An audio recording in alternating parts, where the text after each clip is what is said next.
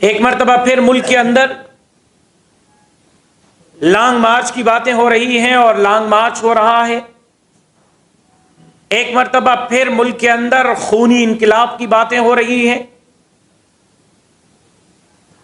وہ بات جو حکیم سعید مرحوم نے کی، وہ بات جو ڈاکٹر اسرار احمد خان نے کی، وہ بات جو جنرل حمید گل نے کی، وہ بات جو میرے قائد گزشتہ 16-17 سالوں سے کرتے ہوئے آ رہے ہیں، آج وہ بات پاکستان کے ایک ایک ادارے کی زبان پر ہے، ادارے کے فرد کی زبان پر ہے۔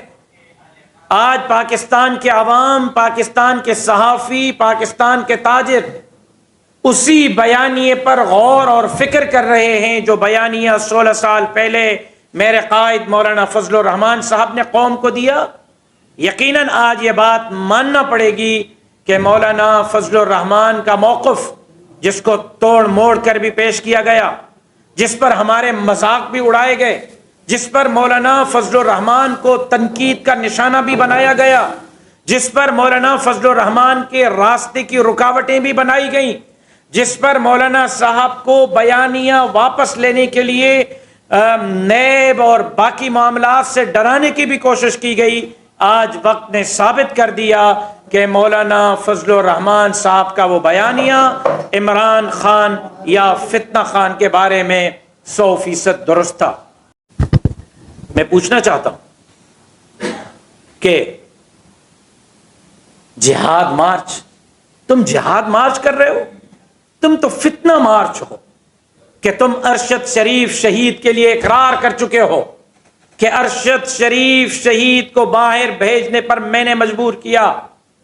تمہارے CCTV فوٹیجز نے ثابت کیا ہے کہ خیبر پختونخوا کی حکومت نے ارشد شریف شہید کو KPK اور پشاور کے ایئرپورٹ سے پروٹوکول دے کر باہر بھیجا۔ وہ کون ہے جنہوں نے مجبور کیا ارشد شریف شہید کو کہ وہ دبئی سے نکل کر اگلے ملک میں جائے؟ تم جہاد نہیں، تم فتنہ برپا کر رہے ہو، تم لاشوں کی سیاست کر رہے ہو۔ تمہیں یہ قوم مزید لاشوں کی سیاست کرنے نہیں دے گی۔ کہا کہ رات کو ٹریفک ہوتی ہے اس لیے دن میں چلیں گے، اور ٹریفک دن میں ہوتی ہے یا رات میں؟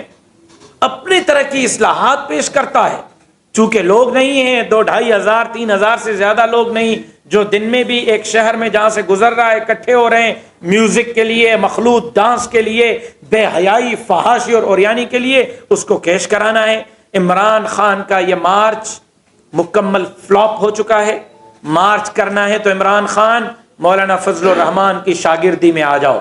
مارچ کرنا آپ کے بس کی بات نہیں، مارچ کرنا سیکھنا ہے تو مولانا فضل الرحمان سے سیکھو کہ کیسے مارچ کی جاتی ہے۔ عمران احمد خان نیازی جناب آصف علی زرداری صاحب کو چور چور کہہ رہا ہے۔ عمران احمد خان نیازی جناب میاں محمد نواز شریف صاحب کو چور چور کہہ رہا ہے۔ عمران احمد خان نیازی PDM کے تمام ساتھیوں کو، PDM کی لیڈرشپ کو چور چور کہہ رہا ہے۔ لیکن میں پوچھنا چاہتا ہوں کہ گھڑی چور، توشہ خانہ چور، میں پوچھنا چاہتا ہوں کہ BRT منصوبے کا چور، میں پوچھنا چاہتا ہوں کہ ہمارے الیکشن کمیشن آف پاکستان سے سرٹیفائیڈ چور، میں پوچھنا چاہتا ہوں کہ بنی گالہ کے زمین کے کیس میں ملزم کس حیثیت میں باقیوں کو چور چور کہہ رہا ہے؟ ہونا تو یہ چاہیے کہ BRT، معلم جبہ کیس، توشہ خانہ کیس، فارن فنڈنگ کیس، بنی گالہ کے زمین کا کیس، ٹیلی تھون کیس اور پیٹرول، آٹا، چینی، ادویات کو مہنگا کرنے کے کیس، بلین ٹریز کے کیس میں سرٹیفائیڈ مجرم کو اس کی اپنی اصطلاح مدینے کی ریاست کا فارمولہ استعمال کرتے ہوئے ان تمام جرائم میں، BRT کے جرم میں، معلم جبہ کے جرم میں، کرونا فنڈز کے جرم میں، بنی گالہ کے جرم میں، ٹیلی تھون، 21 अरब रुपए जमा किए। 1 रुपया अगर कहीं सैलाब मुतासरीन के लिए इस्तेमाल किया है तो बताए। शौकत खानम के नाम पर पैसे लिए और मुल्क के खिलाफ इस्तेमाल किए। आज सैलाब के नाम पर पैसे लिए, 6 अरब से जायद पैसे उसके अकाउंट में आ चुके हैं और वो आज पाकिस्तान के खिलाफ इस्तेमाल हो रहे हैं, पाकिस्तानी इदारों के खिलाफ इस्तेमाल हो रहे हैं, पाकिस्तान की जमहूरी जमातों के अमीनों के खिलाफ इस्तेमाल हो रहे हैं। इस तमाम केसों में मदीने की रियासत का फार्मूला अपनाना चाहिए और मदीने की रियासत में जिस पर चोरी का इल्जाम साबित हो जाए उसका हाथ काटा जाता है। के साथ साथ एक सिंध हुकूमत से अपील करना चाहता हूं, जनाब सैयद मुराद अली शाह साहब से अपील करना चाहता हूं कि क्या वजह है कि सैलाब तो पंजाब से भी गुजरा, सैलाब तो बलूचिस्तान से भी गुजरा, सैलाब तो खैबर पख्तूनख्वा से गुजरा, और 18 अगस्त से सिंध में दाखिल होने वाला सैलाब का पानी आज भी सिंध के 23 अजला में खड़ा हुआ है। आज भी लाखों लोग अपने घरों से बाहर हैं।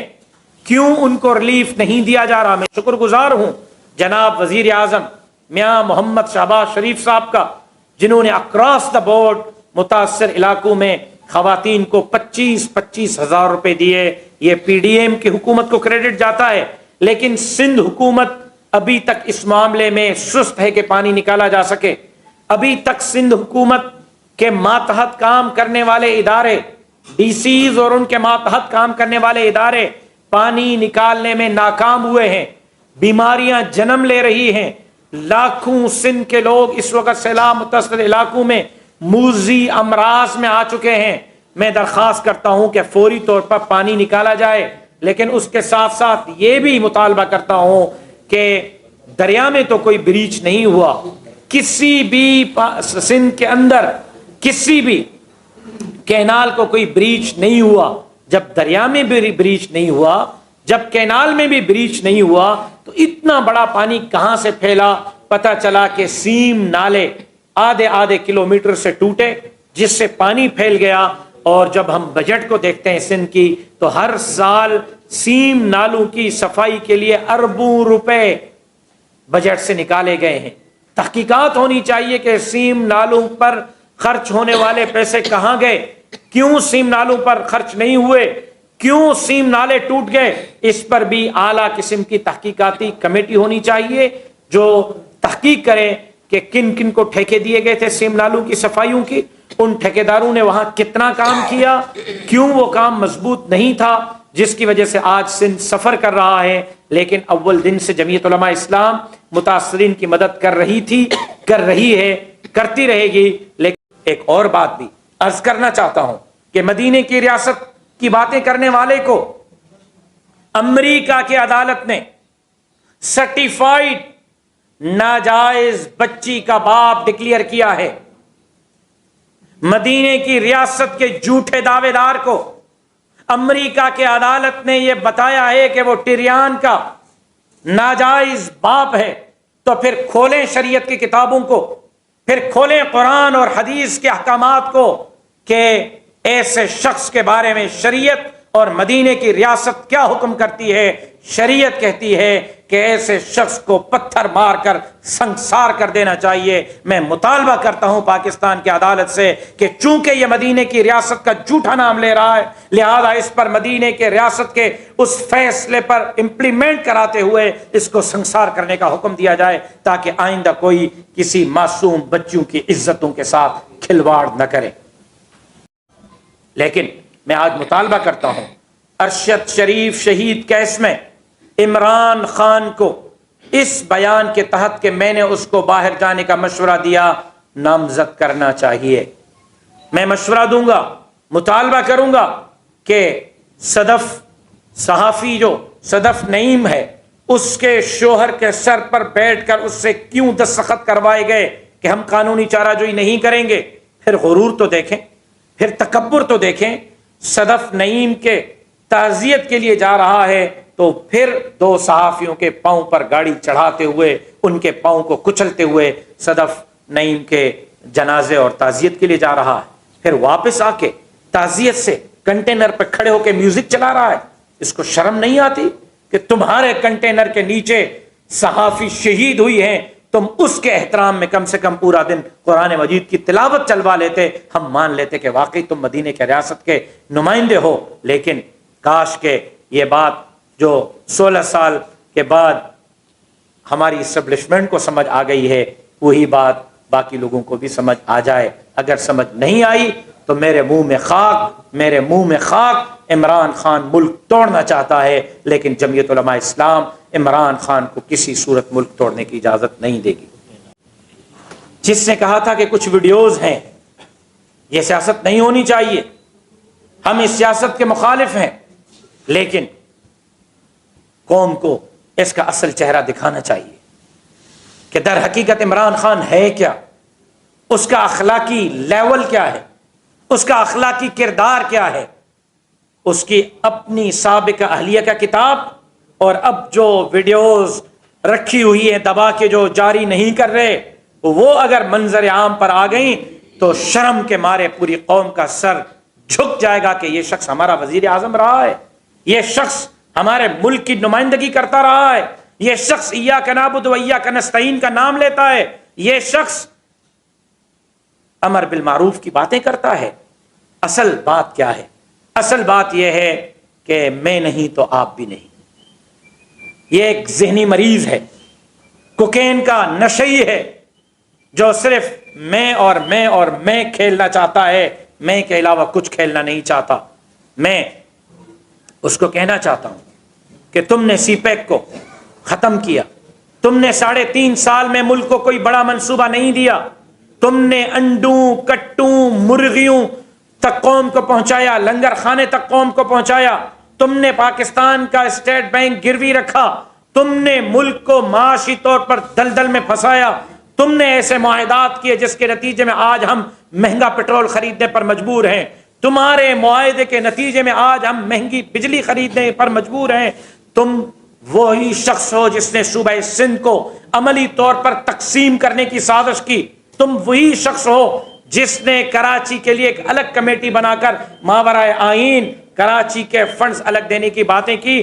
تم نہ ملک کے خادم ہو، تم نہ قوم کے خادم ہو، تم نہ اسلام کے خادم ہو، تم پاکستان کے بھی دشمن ہو، تم فوج کے بھی دشمن ہو، تم ملک کے جمہوری اداروں کے بھی دشمن ہو، اور تم بیرون کے ایجنڈے پہ پاکستان کو توڑنا چاہتے ہو۔ لیکن یاد رکھو عمران خان، مولانا فضل الرحمان کے قیادت میں ہم نے تمہیں 10 سال کے اقتدار سے 3 سال تک سکیڑا، ہم نے تمہیں کنٹینر تک پہنچایا، اور اب تمہارے اس لانگ مارچ کو ہم نے 2000 تک محدود کر دیا ہے۔ جمعیت علماء اسلام کے یہ کارکن، یہ ابابیل، جب تک تمہارا یہ ناپاک ایجنڈا اور عزائم ہے تمہارا مقابلہ کرتے رہیں گے۔ اس کے ساتھ ساتھ کچھ دن قبل کراچی مچھر کالونی میں ایک پرائیویٹ نجی کمپنی کے 2 بندوں کو، ایک انجینئر سعید جاوید اور اس کے ڈرائیور اسحاق کو پتھر مار کر بے دردی سے شہید کیا گیا۔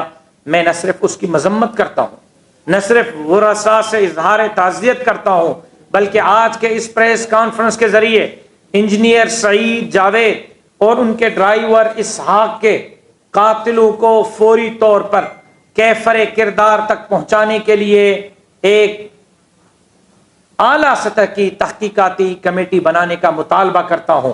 اور اس عمل کو نہ یہ شرعی عمل ہے، نہ یہ اخلاقی عمل ہے، نہ یہ قانونی عمل ہے، کسی صورت اس کو قبول نہیں کیا جا سکتا۔ اس کی جتنی بھی مذمت کی جائے وہ کم ہے۔ چیف جسٹس سندھ صاحب نے اس پر نوٹس لیا ہے، لیکن میں اس پر ایک جوائنٹ کمیٹی، تحقیقاتی کمیٹی کا مطالبہ کرتا ہوں۔ اور پھر عجیب بات ہے، میں تو بڑا حیران ہوں، پرچیاں لہرائیں کہ امریکہ نے سازش کی ہے۔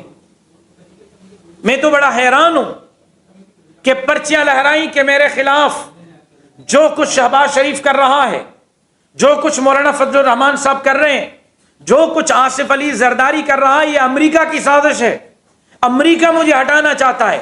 لیکن جس دن سے نکلا ہے اس دن سے لے کر اب تک سازش امریکہ نے کی ہے، گالیاں پی ڈی ایم کو دے رہا ہے۔ امریکہ کا نام کیوں نہیں لے رہا؟ امریکہ کے خلاف تقریر کیوں نہیں کر رہا؟